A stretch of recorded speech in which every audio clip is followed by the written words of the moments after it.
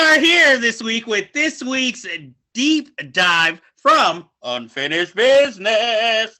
And if that intro didn't give you a hint as to what we're talking about, you'll soon find out. But first, hi, I am your host, Jeff Galashaw. And with me, as always, is my co-host, Andre Joseph of AJ Epics Productions.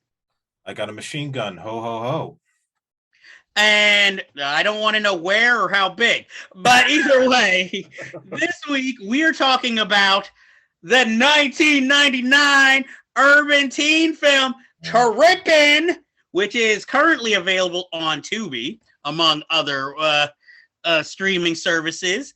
It is directed by David Rayner, who also directed Whatever It Takes, another teen movie that doesn't have that many African-American characters. So he made up for it by making an urban film with nothing but African-American characters.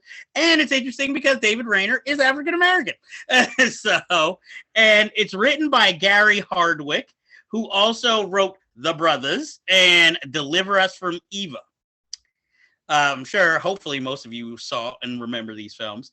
This film is about is your typical coming of age film about a dreamer who, has his high school crush and eventually gets a chance with her. But of course, he has to do it by some lying means, and his friends who are the player and I guess the Screech or the Dweeb, played by Guy Torry, and his best friend who is the cool Suave man played by Donald Faison.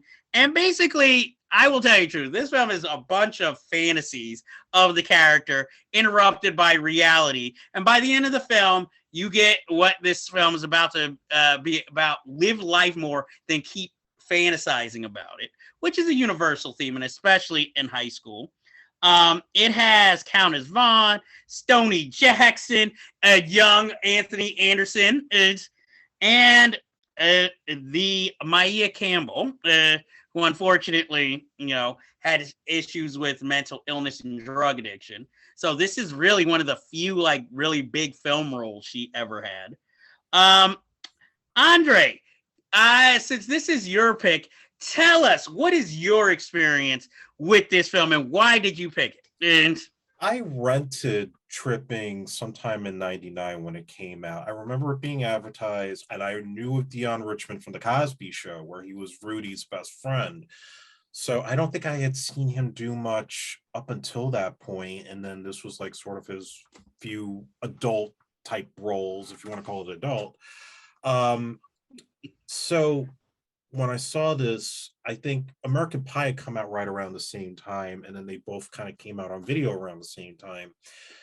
And I don't remember which one I saw first, but I know when I saw Tripping, I loved it. I thought it was better than American Pie at the time, to be honest, because I thought this was kind of made for us. It's got kind of that sex romp aspect to it, but with the black twist, not what they did in American Pie.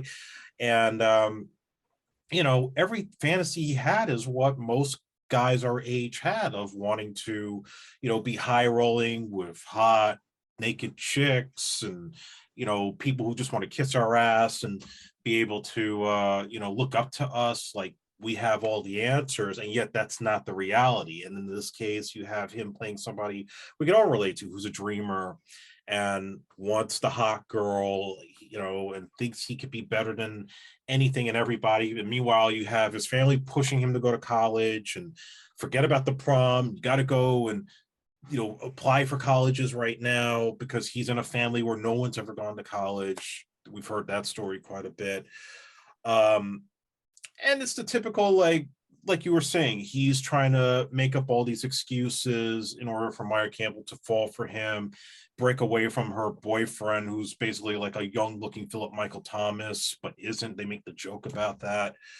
And then you have the side story with Donald Faison's character, who is basically almost like a street hustler in a sense, selling all these cheap electronics. And he's working for Stoney Jackson, who's kind of like this low-level criminal. And he's like, oh, you should be coming to work for me. Forget about school. Forget about college. That's not going to get you anywhere. So that's kind of showing where his life could go if he doesn't go the right way. But they try to do it in a comedic fashion, not make it overly serious. One character I really liked was the teacher, played by Michael Warren from Hill Street Blues. Also was a former UCLA basketball player. He played with Kareem Abdul-Jabbar back in the day. They were in the same class. So he's like the one that's supposed to be like the real role model. He's the guy who pretty much has sort of what Dion Richmond wants. He's got a hot girlfriend played by Naomi Campbell making a cameo. He's got a nice car. He's well put together, but he's giving back. He's a teacher. He's grounded in reality, and he's the one trying to set him straight. I always have an appreciation for Harold Sylvester from Married with Children. Also, did a lot of serious roles back in the day in Inside Moves and what was that one? Uncommon Valor with Gene Hackman. He plays the dad, again, trying to get him to go to college. And an officer and a gentleman. Yeah, officer and gentleman, the good black guy, not the angry drill sergeant Louis Gossett Jr. plays. So he's always a player. Plus, he looks a little bit like my dad. So that's always, a thing I think about. And playing Griff on Married with Children. So you got a lot of like those familiar faces you've seen in movies and mostly television. And again, Anthony Anderson in one of his first parts. You have your fantasy scenes where it's almost to the point where you think Pauly Shore is going to pop up because they're so cheap and mundane, like the Terminator joke that they have. But come on, that has one of the best lines. All ugly motherfuckers leaving that one guy. I'm gone. that had me dying still rewatching this movie. That and when he's in the classroom and he's fantasizing himself as like a poet, like, don't be fucking with my shit. Yeah, it's cliched, and watching it back, it's not as good as I remember it, but it's still, I like the message it was trying to send about trying to keep your feet grounded in reality and not always having your head stuck in the clouds. It's hard a little bit to watch because of Maya Campbell with the issues that she had later on in life, when at that time she was like at her peak in terms of looks and I guess in terms of the Black culture, her popularity on the show In the House, which I think was still on when she did the film. And and Michael Warren played her father on the show. That's right. Yeah, I forgot about that. So it's like all kind of well connected like that. It's a movie I think about because it is a film that you would have thought maybe could have been a franchise, at least a direct-to-video one. And Dion Richmond really didn't blow up the way you probably would have expected. He was in Scream 3 after this. He did some show where he's in a high school setting. He's a teacher, and I don't remember what it's not that Abbott Elementary show. It was something else way before that's on the air anymore. And unfortunately, he loves Candace Owens, and he's got his own little right-wing stuff, but that's another story for another day. But he's good in the film. He's funny. He does physical comedy really well. He is likable. He does twist around towards the end in terms of getting his act together. And that's Trippin. Not a lot of trivia that I know about. In fact, that David Rayner was Rayner was an actor before this. He actually played Stephen Williams' son in an episode of 21 Jump Street. So that's I remember that. And Kip. That was one of the first times you saw, okay, this guy's not, a stick up the ass boss. Like, he has a fun side to him. Exactly.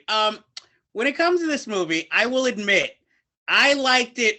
It hasn't aged the greatest. I'll admit that. I liked it probably more when it came out because, like you, I remember when it came out. I saw it on DVD because I remember the advertising, but it was out of theaters before I could even try and watch it. And then, seeing it on DVD, I thought it was hilarious. I had always seen, I guess, kind of more the tame version. And then seeing this on Tubi, I was like, oh, the first fantasy has nudity? And I was like, that girl is fine. But that is one of the few problems I have overall with the movie. I feel like there's too many fantasy sequences. Yeah. Like some could have been cut. To focus more on the reality. And then maybe more of the side stories would have gotten more time to be fleshed out a little more. Because, like, the whole thing with Stoney Jackson is relieved way too easily. Though, I have to say, half the female cast is fine as hell in this movie. Like the girl, Donald Faison keeps trying to. the football player's girl. Yeah, I'm like, damn. Yeah. But my thing is, I know the football player's in love with her, but they have too much of a weird relationship where, like, even when Donald Faison is putting all this, like, whipped cream and all that, and a football player comes in the door, and she's just like, hi, baby. And, like, it's like nothing, and it's like, hello, you know. But I liked the football player. I think his name was Snap in the film. Yeah. I thought, even though I'm not the biggest fan of this actor, the one who was Anthony Anderson's co-thug, but then he has those braces on his legs, you know, I thought that was kind of inventive. You know, that's something you wouldn't normally see, and it adds to the comedy. I love this family. Like, that would have been, even spending more time with them would have been, you know, to me, more entertaining. Even though, for some odd reason, maybe this is a Mandela effect, I thought his grandfather died at a certain point in the movie. I feel like they could have gone a route when he starts to kind of lose everything, when Maya Campbell turns on him and, you know, the colleges aren't accepting him. Maybe you could have had the grandfather end up in the hospital because of the whole setup with him, like, oh, you can't have the bacon, you can't have the sausages. And then maybe that led to, at least in a bigger film with a bigger budget, it would have been like the dramatic turn that would have made him get his act together. Yeah, or like, even if the death, it might have made him realize life's short. You gotta, you know, take your chances when you can, like little things like, rather than the Stoney Jackson, because that really didn't feel like it was resolved. It was just more like a lesson of, oh, you know, you're wasting your time if you go to school. Exactly. Like, you could be like me. It's like, that was the wake up call. Like, no, you know, that was kind of weak. I also like Countess Vaughn. I mean, pretty much is playing Kim as a hater from Moesha, but she's funny in the few scenes that she's in, even though I still like the scene where some old guy's hitting on her at the party, and he's like, aren't you Kanisha's dad? and then he has to run all embarrassed out of the party. I thought that was funny. This is one little bit of trivia, but Donald Faison was on Scrubs, and the woman who plays Greg's, I was going to call him Craig, wrong movie series, Loma Wright, who plays his mother, was one of the main nurses on that series. And I didn't recognize her only because on that series, she wore glasses. Here, she doesn't wear glasses. And she plays much older on the series. So that is maybe the one piece of trivia. And unfortunately, as far as movie roles go, this is probably the second and last time Guy Torry is really notable on screen. And this is after American History X. This is what he got, you know? And it's like kind of sad, but he fits this character as far as comedically. I mean, even though he was like damn near 30 playing a teenager again, you know, but again, let's face it, all of them look a little old for high school in this movie. But that was also like the 90s where you were casting 20 to 30-year-olds in teenage roles. I mean, hell, the school itself is full of like Victoria's Secret models. Why did I go to a school like that? Yeah, because even like Guy Torry's date to the prom, I was like, damn. Yeah. But see, and that's the other thing, and like I said, that makes it so dated, is the fantasies are so puffy music video type, you know, fantasies, and the whole thing about kissing his ass, and he has a little statue made of it. I was just like, yeah, that's just like a little weird.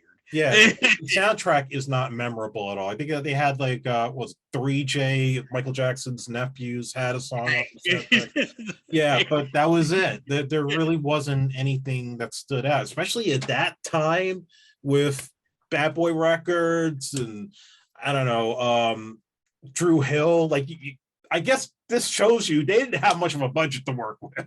Yes, because at least, like, let's say take a movie like Ride with like Malik Yoba, Melissa D'Souza. That might have been a deep dive one day. Yeah, but at least that film had notable soundtracks. You know, like we were in an era where sometimes that was what sold the film more than the actual film. Look at Woo with Jada Pinkett, or let's not. Yeah, let's not look at Entanglement.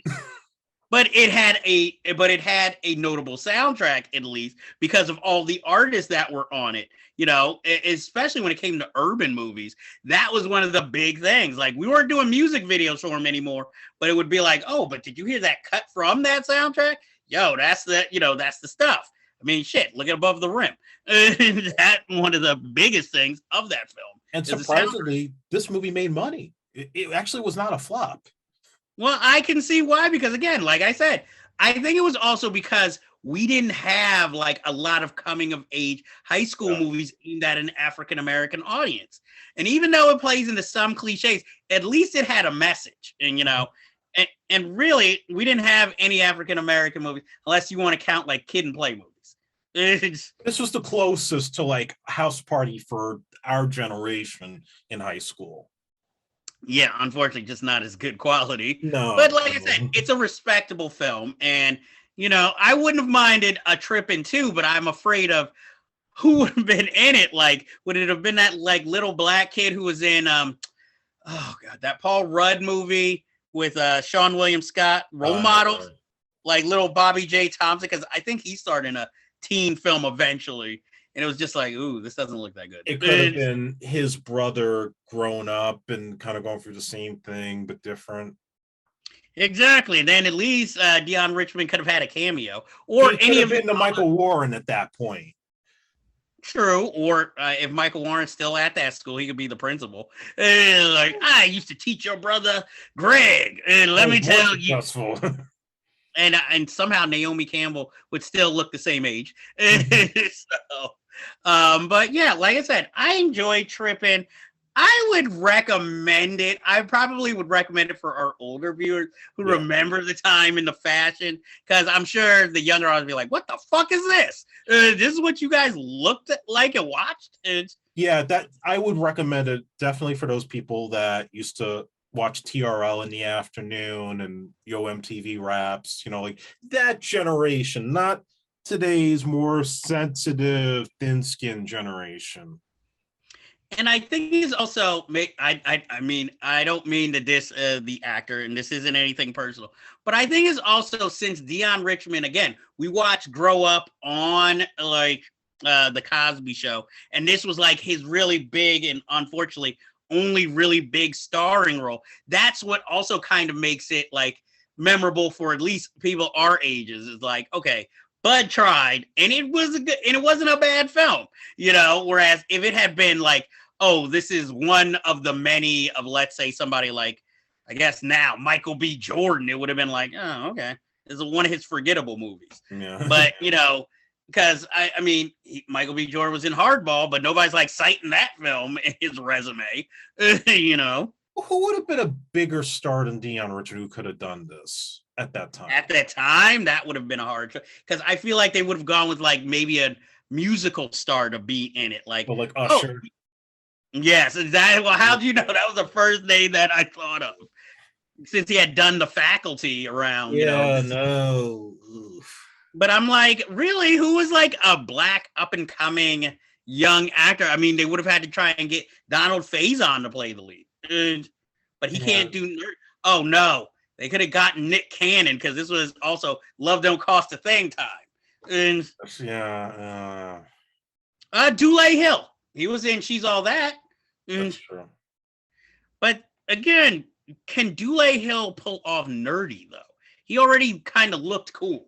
And he comes off like a dick in some things. Dule Hill? Yeah, like in Ballers, like he's like a dick agent. Well, he's supposed to be an agent. What do you want? He's supposed to be the cool agent, like, hey, how you doing? He's not gonna play that. If we would have had Blair Underwood and Michael Warren's role, you would have telegraphed the ending. Like when he comes in with like a Naomi Campbell, and plus all the high school girls would have been hitting on him if it had been Blair Underwood. Yeah, he would have been like, I mean, young enough at that point, he couldn't walk without girls throwing their panties at him. Wesley Jonathan. I never liked him.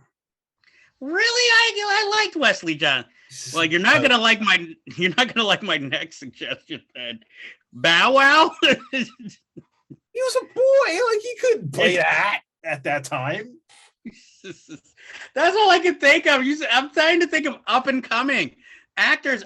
Kel Kel Mitchell. probably would have looked too old. Well, can't be Keenan. Yeah, definitely not Keenan. Maybe, he was heavy set, the braids. Maybe Brandon Quinton Adams. Was he still acting at that point? No, he wasn't. Oh, because like I say, he could have. Oh, okay. I know who could have done it. Okay. The brother from Smart Guy. What was his name? Oh, you're talking Jason Weaver, right? Yeah, Jason Weaver. Okay, I was about to say Taj Mowry. Yeah. Jason Weaver could have played nerdy. Well, it's better than you saying Omar Gooding.